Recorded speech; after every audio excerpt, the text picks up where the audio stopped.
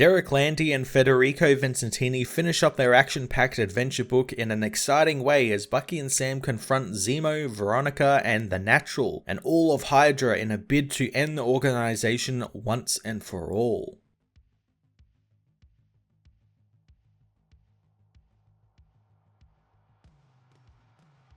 Derek Landy again gives us an extremely funny, fast-paced action comedy with Sam Wilson and Bucky Barnes caught right in the middle of a Hydra civil war. I enjoyed we got a lot of time to spend with the villains of this series, especially the last 2 issues, which really humanized Veronica Eden to the audience, and it kind of made me root for her to win the Hydra civil war a little bit as well, considering she was planning on using Hydra to only combat superheroes and not harm civilians or anything in any way. Bucky and Sam's story over the series, which saw them basically resetting themselves in the world after their day-to-day lives were upended, was really damn cool, and I like it led to Bucky returning to his more violent Winter Soldier Day ways, and it was wonderfully tied into the Natural and how the kid's completely warped view of Captain America helped Bucky remind himself what it means to be a hero. Zemo also getting away at the end was predictable but inevitable given the upcoming TV series, which I'm sure another series like this will be on the cards very soon, with him leading Hydra again or something, so I'm looking forward to seeing more of that in the coming months and year. Federico Vincentini again delivers some really fun action, this time ditching the huge set pieces from the last issue for some personal and tight quarters fist fighting. Federico really can make a fight look super brutal, and here he does some great panels that really capture how hard these characters are hitting one another and even shooting one another, since one panel shows a single bullet almost ripping off Veronica's arm. It's wonderful to see the physicality come out in the art, and he really nailed it in this final issue. Falcon and Winter Soldier issue 5 was a fantastic cap-off to a fantastic, hilarious and action-packed mini-series, which took a lot of the plots running from other books like The Punisher and Captain America and expanded on them in some great large-scale action set pieces and awesome character development for Sam and Bucky, as well as some new characters like Veronica Eden and the Natural, who I think have so much potential to be great new villains that I hope we see them again. I'm going to give this issue a 9.5 out of 10.